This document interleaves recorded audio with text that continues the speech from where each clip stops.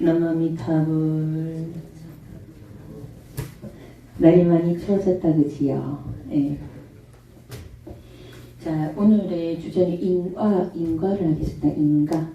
우리 세간에서 많이 하는 인과, 응보. 우리는 명확하게 알고 있어요. 사과 씨를 뿌리면 사과 열매가 열린다라는 걸. 그런데 그런 부분들을 명확하게 알고 있는데 내가 뿌려놓은 인연이 나로 인해서 그게 인연이 결과가 맺어지는 부분은 좀 많이 부정해요. 왜 그럴까요? 어떤 스님이 계셨어요. 선제 스님이라고 이렇게 할게요. 선제 스님. 어떤 스님이 계셨는데 그 스님이 출가하기 전의 일이에요. 이 스님이 대학교 다닐 때 이제 굉장히 공부도 잘하고 이랬는데 그때는 실제 일이에요. 실제 일. 일본에 건너가서 대학을 다니면서 독립운동도 하고 이랬던 분인데 이제 우리나라가 이렇게 이제 그 해방이 되고 나서 우리나라로 들어왔을 때 요주의 인물로 이제 관리되고 있었지만 이제 그 인물도 잘생기고 또 머리도 좋고 이러다 보니까 이제 혼처가 들어가고 결혼을 했단 말이에요. 결혼을 해서 이제 아들을 하나 낳았는데 아들이 정말 위로 보나 옆으로 보나 아래로 보나 너무 잘생기고 너무너무 완벽한 거예요. 자기가 봤을 때. 그래서 이놈은 정말 잘 키우면 큰 제목이 되겠구나. 그래서 이분이 굉장히 금이야 오기야 키운 거예요. 먹고 싶다는 거 다 해주고 막 이렇게 했는데 너무 또 이렇게 잘하는 거예요. 아버지한테. 그래서 세상에 어떻게 이렇게 이쁜 새끼가 다 있을까 이러면서 이렇게 귀하게 키웠는데 초등학교 다니던 어느 날 그날도 재롱을 떨고 이렇게 막 아빠한테 너무나 사랑스럽게 하더니 갑자기 아야 이러면서 딱 죽은 거예요. 갑자기 아야 이러면서 갑자기 죽은 거예요. 얼마나 황망하겠어요. 그 귀한 자식이. 그래서 그 죽은 자식을 안고 맨날 며칠을 울고 또 울고 이렇게 하니까 이제 어른들이 봤을 때는 아이고 안 되겠다 저래 나나 큰일 나겠다 싶어하고 노잣돈을 좀 만들어갖고 얘야 이걸 가지고 금강산이나 한번 훅 다녀온나 그게 좋겠다니 이래갖고 안 되겠다 우울증도 심하고 산 사람도 잡겠다 이렇게 보냈단 말이죠. 그래서 이제 서울로 이제 갔는데 금강산이 어딘 그거 갖고 내기 봐도 뜨다가 그냥 한 방에 날렸대요. 별로 금강산 갈 생각도 없었기 때문에 내기 봐도 그냥 날려버린 거죠. 그래서 이분이 생각하기엔 도저히 그 멀쩡하던 애가 갑자기 아야 하고 그냥 죽는다는 건 있을 수 없는 일이다. 어떻게 이런 일이 일어날까? 이걸 내가 이 숙제를 풀지 않고서는 그 어떤 것도 할 수 없다. 이렇게 해서 이제 조금 유명한 스님을 찾아갑니다. 노스님한테. 스님, 우리 아이가 왜 갑자기 죽었을까요? 아무것도 아픈 데도 없었고 갑자기 죽었는데 이걸 풀지 않으면 나는 도저히 아무것도 할 수 없고 이 세상을 살아갈 수 없습니다. 그래서 노스님 그래? 그러면 잠자지 말고 7일만 기도를 해봐라.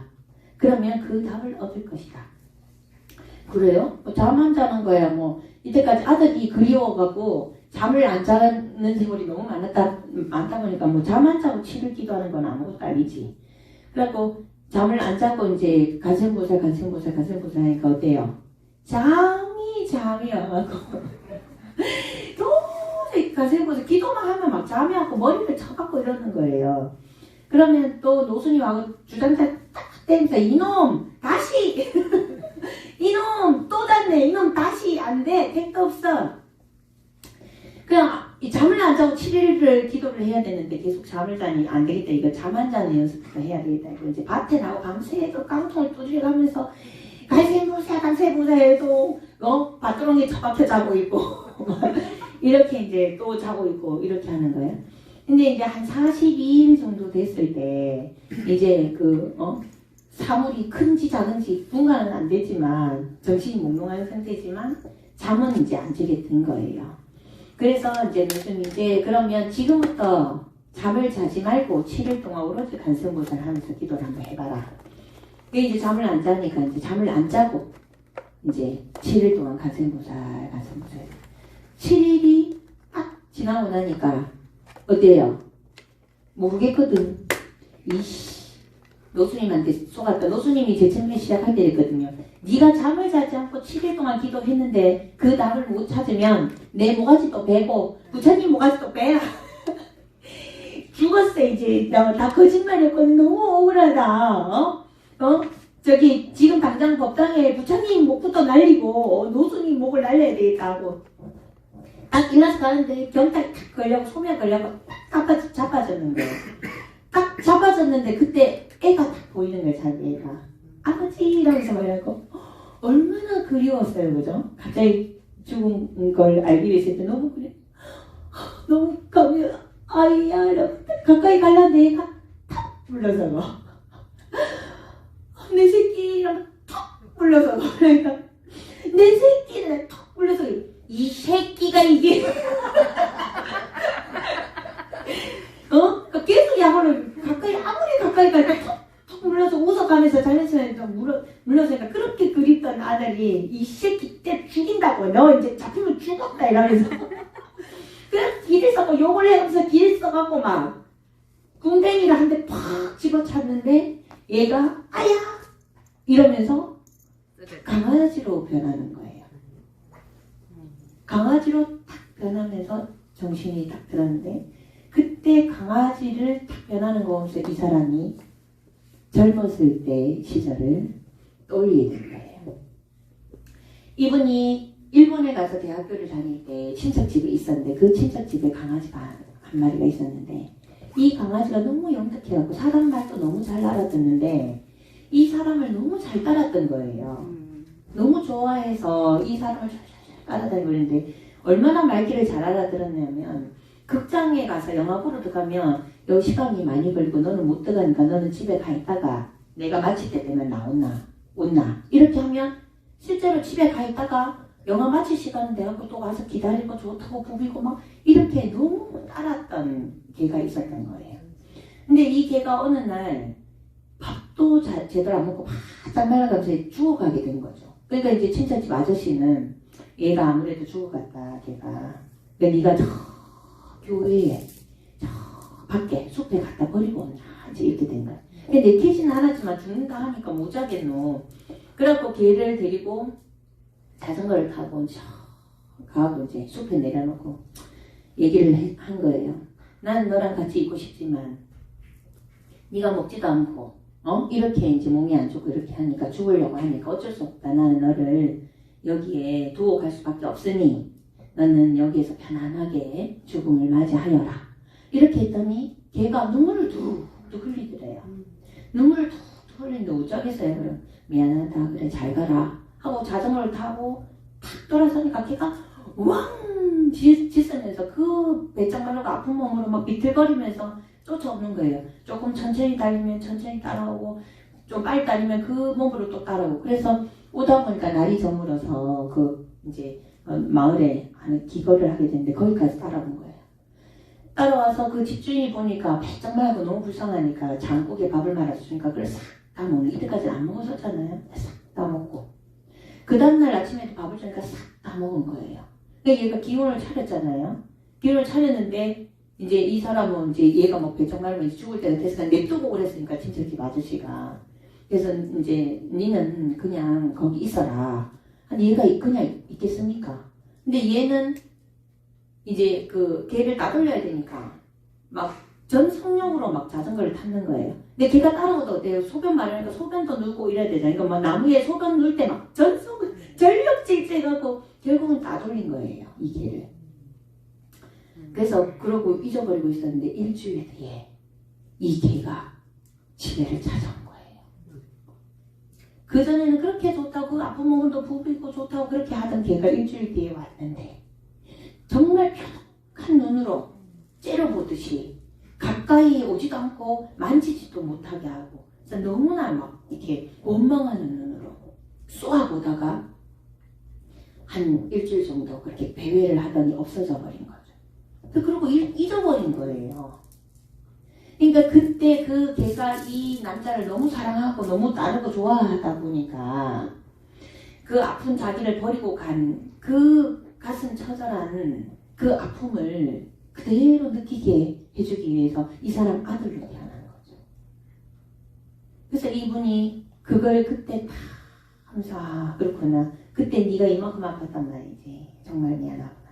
그렇게 해서 출가를 하게 됐거든요. 출가를 해서 이제 무문관에 6년 동안 이렇게 이제 계셨는데 무문관 6년 마치쯤 되니까 어때요? 기자가 대단한 스님이라고 인터뷰하려고 막 날짜를 잡아놓으니까 어때요? 스님은 홀연히 사라지셨어요. 그래서 그 뒤에 행방은 모른답니다. 이거는 실제 있었던 일이거든요. 그렇듯이 제가 오늘 이렇게 적은 게 인과를 믿으면 괴로움이 줄어든다. 제가 이런 얘기를 하는데 이 세상의 이치가 인연인과 자각자수. 우리 불교에서는 이걸 연기법이라 하잖아요. 이것이 있으면 저것이 있고 저것이 없으므로 이것이 없잖아요. 근데 이게 여러분들이 명확하게 인지를 하고 있는데 여러분 생활에서 일어나는 일들을 여러분은 어떻게 받아들입니까? 왜? 라고 얘기하시는데 왜라고 하면 안 되지. 그렇구나.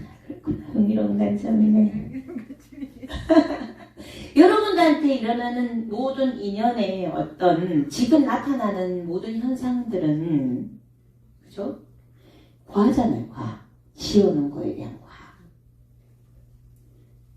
지금 제가 얘기하니까 명확하게 알겠잖아요. 왜? 근데 나가면 오죠. 그러니까 왜? Why? 왜라고 묻고 묻는 여러분들 강하게 물을수록 어때요? 괴롭죠. 그런데 내가 지어서 모든 인연법이나 모든 사람들이 내가 지어서 받는다라는 걸 믿으면 인간을 믿으면 어때요? 그래!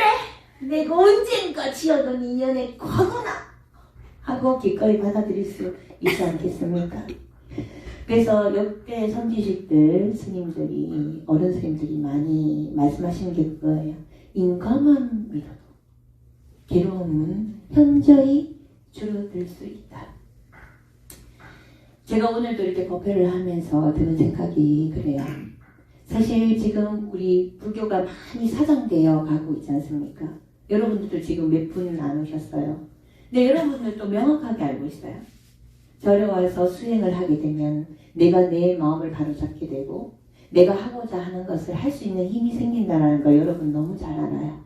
마음도 잘 다스릴 수 있고 내 업장 소멸중에서 내가 나아가고자 하는 방향으로 내가 잘 나아갈 수 있다는 것도 여러분 너무나 잘 알아요. 근데 어때요? 오던 사람도 안 오고 안 오던 사람은 원래 안 오고 그죠? 오던 사람도 다시 오게 하려면 힘들고 그죠? 안 오던 사람은 오게 하려면 너무 힘들고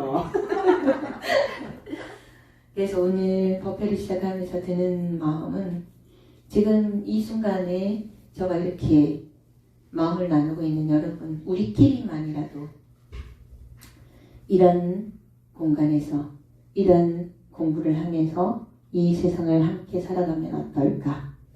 저는 이렇게 살 거거든요. 저는 명확하게 알아요. 제가 수행을 하지 않고 기도를 하지 않으면 결코 제가 심지가 굳은 상태에서 내가 하고자 하는 일을 못한다는 걸 저는 너무 명확하게 알기 때문에 저는 저 자신을 위해서 이 자리에서 기도를 합니다. 그래서 여러분들도 저와 함께 자신의 마음을 잡아서 인생을 잘 살아가고 싶다면 저와 함께 하시겠습니까? 네, 기도 들어가겠습니다.